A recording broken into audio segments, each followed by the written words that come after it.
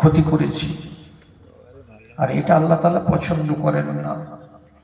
তাহলে কোনো এক সুযোগে দিনে রাতে কখনো ওই কাজটাকে, যে কাজটা তোমার আক্কেল বলেছিল যে এটা ভালো কাজ নয়, তারপরেও তুমি করেছিলে, সেই কাজটাকে মনে করে তোমাকে নাদিম হতে হবে, শর্মিন্দা হতে হবে। আর শর্মিন্দা হওয়ার সাথে সাথে বলতে হবে কি, আস্তাগফিরুল্লাহ, আল্লাহ আমি মাপ চাইছি। কেন? গতকালকে একটা ভুল করে দিয়েছি। তাহলে যেমনি তুমি বলবে, নাদামত জাহির করবে, তেমনি তোমার ওই যে নুকতাটা ছিল গান্দেগি, দেহের শরীর ইমানের গা থেকে সরে যাবে। তখন তোমার ইমান, তোমার নাফস ফের পাক হয়ে যাবে। এই জন্য এটা হলো মুসলমানদের অন্তরকে পাক করার পাউডার। কেউ যদি না করে তো দিল, রূহ নাপাক থাকবে। এই নাপাক রূহ আল্লাহ তাআলা বলছেন আমি নিব না। তোমাকে ভালো দিয়েছি, ভালো আমি ফেরত নিব। সোজা সোজা কথা। আপনি যদি কাউকে একটা মোটরসাইকেল দেন, যে চাচা বীরপুর বাজার যাব, একটু দাও তো গাড়িটা, তো গাড়িটা আপনি দিলেন, পালসার গাড়ি, বীরপুর বাজারে যে অ্যাক্সিডেন্ট করেছে করে পাছার দিকে মাঠগাটে লম্বা চির ধরিয়ে নিয়ে চলে এসছে। যদি গাড়িটা আপনাকে দেয়, আপনি নেবেন? আপনি তো বলবেন তোকে কি আমি এরকম গাড়ি দিয়েছি না, যে তুই আমাকে এরকম ফাটা গাড়ি দিলি। আপনার যেমন ভালো জিনিস আপনি দিয়েছেন তেমনি ভালো নিবেন। আল্লাহ রাব্বুল আলামিন বলছেন তোমাকে আমি ভালো জিনিস দিয়েছি, এসেছিল কোনখান থেকে? আসমান থেকে। আবার আমি আসমানে ফেরত নিয়ে নিব। আর যদি গামদা করো, আমি নেব না। এখন নিজে এহসাস করেন আপনার রূহ কেমন আছে। আপনাকে একটু স্মরণ করিয়ে দিচ্ছি। কি স্মরণ করাচ্ছি? জুলাইখা নামের মেয়ে ছেলে, 18 বছর বয়সের টকবগে যুবক ইউসুফ আলাইহিস সালামের উপরে ফেদা হয়ে গেছিল। ডেকেছিল ঘরে, এসো তোমার সাথে মধুর মিলন করব। নবী ইউসুফ মধুর মিলন বাদ দিয়ে বন্ধ ঘর থেকে পালিয়ে চলে এসেছিলেন। তখন এই মহিলা নবী ইউসুফকে সম্বোধন করে বলেছিল কি, ফাইলাম তাফআল মা আমরু বিহি লা ইউসজানান্না ওয়া লা ইয়াকুনান মিনাস সাগিরিন। এই যুবক ছেলেটাকে যেটা কথা আমি বলছি, আমার কথা যদি না মানে, আমার সাথে যদি মিলন না করে, তাহলে আমি ওকে জেলের ভাত খাওয়াবো এক, আর আমি এই ছেলেটার ইজ্জত কেড়ে নিয়ে তাকে দুনিয়ার মানুষের সামনে বেইজ্জত করে রেখে দেব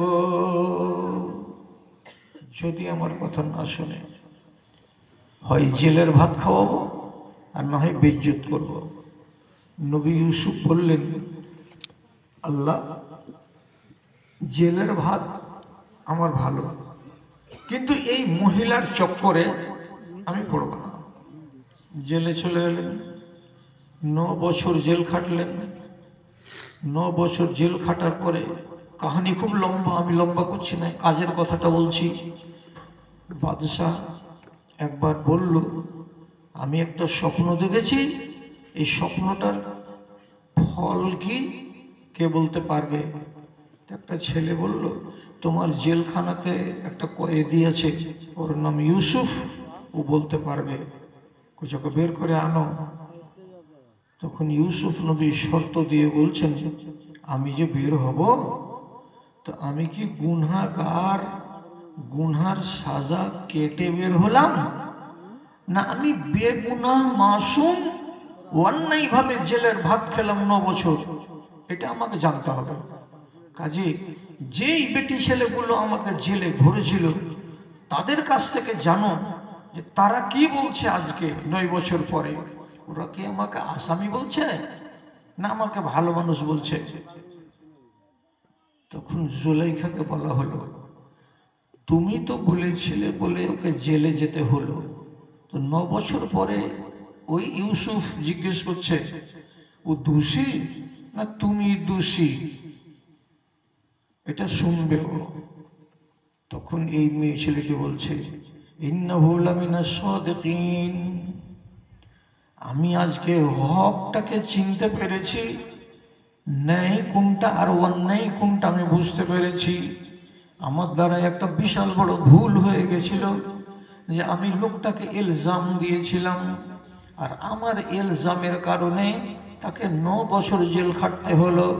ছেলেটা দোষী নয়, ছেলেটা নির্দোষ, ছেলেটা দাগী নয়, ছেলেটা পরিষ্কার। স্বীকার করলো, দিয়েই বলছে, ওরে এত বড় কাজ করেছি, একটা লোকের 9 বছর জেল খাটা চারটিখানি কথা। তখন সাথে সাথে নিজেকে অপরাধী আসামি বানিয়ে দিয়ে বলছেন, ওমা উবাররিউ নাফসি ইন্নান নাফসা লাআম্মারাতুন বিসসুই, আমি আমার নিজের নাফসটাকে সব সময় বলি না যে আমি পাক, আমি পাক, আমার নাফসটা পাক, গন্দেগিয়েতে লেগে নেই, আমি এমন বলি না। বরং নাফস হলো আমাদের কেমন, মাঝে মাঝে আমাদের নাফসে পাপ করে দেয়, আর মাঝে মাঝে আমাদের নাফসে ভালো কাজও করে দেয়। আমার এই আত্মাটা, আমার এই নাফসটা আমাকে গুমরাহ পথে পরিচালিত করেছিল বলে আমি এই অন্যায়টা করেছিলাম। এবার আমি যখন নিজে বুঝতে পেরেছি, তখন আমি আমার আল্লাহর কাছে রুজু করব, আর আল্লাহকে বলবো, পরবর্তীকার আমার যেন এই গান্দা হারকাতটাকে তুমি মাফ করে দাও। এটা পছন্দ। ভুল করো, আর করার পরে ভুলকে স্বীকার করো, তাহলে এই খাসলতটা খুবই ভালো। তাহলে নফসের গায়ে যদি ধাব্বা লাগে, তাহলে ধাব্বা মিটে যাবে। এবার আপনাকে বুঝাচ্ছি যে আল্লাহ নিবেন না, তো কোথায় যাবে নফসটা যদি না নেন? তো আর নিবেন না কি করে বুঝবো? কি করে বুঝবো? তো শুনেন এবার, যখন আপনার নফসটা পাক না আপনার নফসটা না পাক, এটা আপনি বুঝতে পারবেন।